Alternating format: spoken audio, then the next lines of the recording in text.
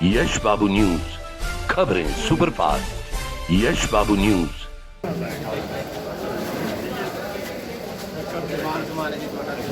भारत माता की।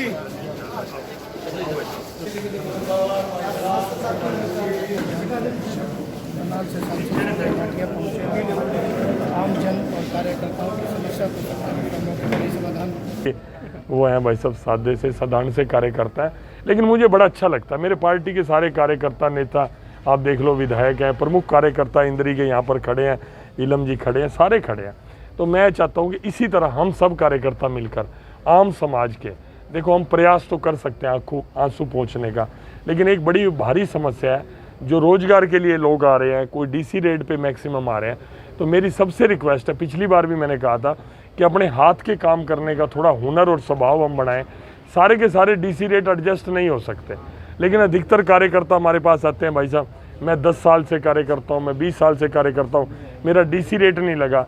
तो वहाँ पर हम हेल्पलेस हो जाते हैं, हमारे को जवाब देना भी मुश्किल हो जाता है कि भाई एक डिपार्टमेंट के अंदर आज अभी भी मैं आपको एक जानकारी बड़ी ऑथेंटिक दे रहा हूँ, हरियाणा सरकार का जितना भी टोटल साल का बजट है 85-90% वो सैलरी और वेजेस में जा रहा है। अगर डेवलपमेंट के काम कराने हो तो पैसे नहीं बचे, और जितनी सरकारी नौकरियां बढ़ती चली जाएंगी तो बिल्कुल जीरो पे डेवलपमेंट बैलेंस आ जाएगा। आप समझते हैं अगर मेरे घर के अंदर मेरी अगर आपकी तनख्वाह मान लो 20,000 रुपये है और आपने खर्चा 21,000 कर दिया तो 1,000 माइनस होगा ना। आज स्थिति ये है कि सैलरी और वेजेस के अंदर मैक्सिमम पैसा जा रहा है। फिर भी मैं हिम्मत मानता हूँ कि जब सरकार कांग्रेस पार्टी ने छोड़ी थी, आज उससे भी डबल बजट माननीय मनोहर लाल जी ने, क्योंकि नीयत अच्छी है, ऑनेस्टी है, लोगों का ट्रस्ट है। आज समाज के अंदर भी लोग उनका फेस देख के काम करने के लिए आगे आए। कोरोना के टाइम आप देख सकते हैं कि सरकारी व्यवस्थाओं से पहले, सरकारी सुविधाओं से पहले, सरकार तो कर ही रही थी, उससे पहले सामाजिक और धार्मिक संगठनों ने इस सारे को कर लिया। आज पूरे हिंदुस्तान का अगर कंपैरिजन करोगे तो हरियाणा के अंदर कोरोना काल में कम नुकसान हुआ है। कर सकते हैं ये पूरा वर्ष हमें कोरोना के साथ रहना पड़ेगा, तो भाई ये फेस कवर जरूरी है।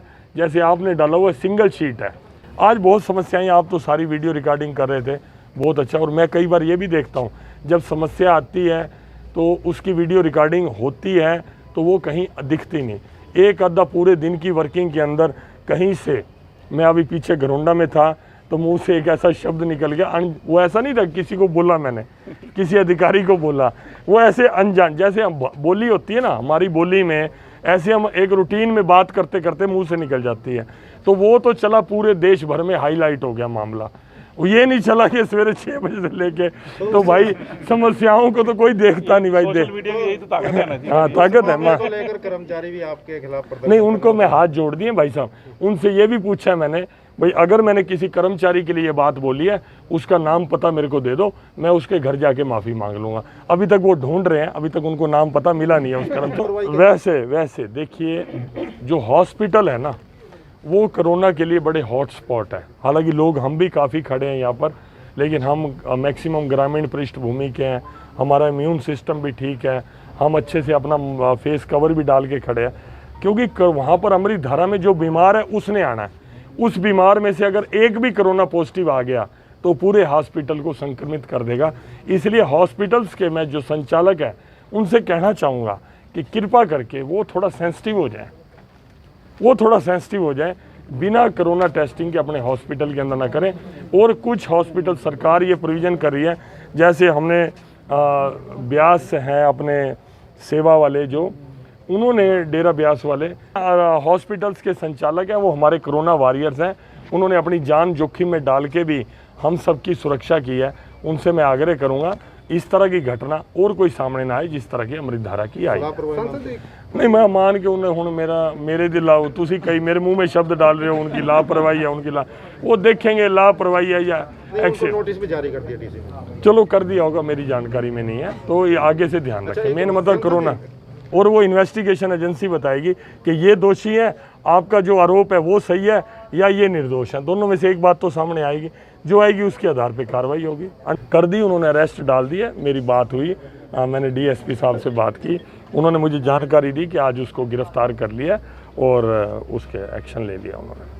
अच्छा, कुछ सड़कों के मामले भी हैं, काफी सड़कों के मामले मैंने लिखा है, बीडीओ साहब को मौके पे बताया भी है और मैंने उनको भी कहा है कि अगर आपको कोई दिक्कत आएगी तो मुझे बताना, मैं उसको परस्यू करूँगा।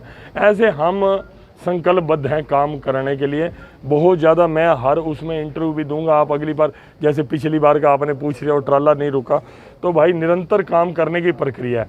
ये 70 साल कांग्रेस ने जो राज चलाया, शासन चलाया, इस उनके जो सिस्टम था, उस सिस्टम ने हमारे सारे सिस्टम को दीमक की तरह चाट लिया। अब माननीय नरेंद्र मोदी जी के आने के बाद लोगों में विश्वास बढ़ा है, मनोहर लाल जी के मुख्यमंत्री बनने के बाद ये विश्वास बढ़ा है कम से कम जो टॉप लीडरशिप है वो डेड ऑनेस्ट है। तो धीरे धीरे हम भी उनके नक्शे कदम पर चलेंगे। मैं कहूँ मैं भी ऑनेस्ट हूँ, मैं वो नहीं कहता, ये विश्वास से कह सकता हूँ मेरे आपके इंद्री के जो विधायक है डेड ऑनेस्ट है। तो हम धीरे धीरे इसको चलते हुए हम इसको अचीव करेंगे कि हर व्यक्ति के अंदर ऑनेस्ट होना किसी एक दो की जिम्मेवारी नहीं है, ऑनेस्ट होना जनप्रतिनिधियों की जिम्मेवारी नहीं है, ऑनेस्ट होना कर्मचारी अधिकारियों की जिम्मेवारी नहीं है। ऑनेस्ट जब सारा समाज हो जाएगा, मैं भी अनड्यू फेवर लेने का स्वभाव मेरे अंदर नहीं होगा, तो मेरे सामने किसी की ताकत नहीं कि कोई भ्रष्ट हो जाएगा। अगर आज मैं अपने लिए, अपने बेटे के लिए ठेके ढूंढने लग जाऊंगा तो सामने वाला अधिकारी भी मेरे से अनड्यू फेवर लेगा। तो इसलिए हम सबको संकल्प लेना चाहिए। और मैं आपके सामने इसलिए बात कर रहा हूँ कि आपने बड़ा अच्छा प्रश्न पूछा। मेरी आवाज़ आपके माध्यम से हजारों लोगों तक जाएगी, तो हमें इसके लिए संकल्पबद्ध होना चाहिए कि जिन कृतियों के कारण, जिन बुराइयों के कारण, चाहे वो करप्शन का मामला रहा हो, चाहे कास्टिज्म का मामला रहा हो, अब हमें हरियाणा के भले के लिए इस गंदगी को छोड़ देना चाहिए। मेरी ये रिक्वेस्ट है। हरियाणा को कब तक नया अध्यक्ष मिल जाएगा? मैं समझता हूँ कि अभी ये महीना नया शुरू हो चुका है, इस मास के अंदर 100% और जल्द ही मैं समझता हूँ। ये कुछ नहीं पता भाई साहब, ये इसका कुछ नहीं पता कि माने वैसे आज मेरी उनसे बातचीत भी हुई है। अरे यहाँ तो कई मामलों में चुनाव अधिकारी भी जो बन के गए, चुनाव कराने की जिनको जिम्मेवारी थी, थोड़ी देर बाद उनके नाम का भी निर्णय हो गया था। इस तरह के मामले भी हुए हैं। तो हमारे एक तो बार तो चुनाव अधिकारी रतनलाल कटारिया जी थे और थोड़ी देर बाद पता लगा वही प्रदेश अध्यक्ष बन गए। तो यहाँ कुछ नहीं पता। हम जो इंद्री में भी कार्यकर्ता खड़े हैं, शायद इंद्री वालों में से भी किसी का नंबर आ जाए। ये नेतृत्व फैसला करता है और पार्टी हमारी बहुत डिसिप्लिन्ड है। हमारे वर्कर उस बात को मानते हैं जो हमारा केंद्रीय नेतृत्व तय कर देगा, वो हमारे प्रदेश का अध्यक्ष होगा। वो कोई भी कार्यकर्ता हो सकता है। Thank you.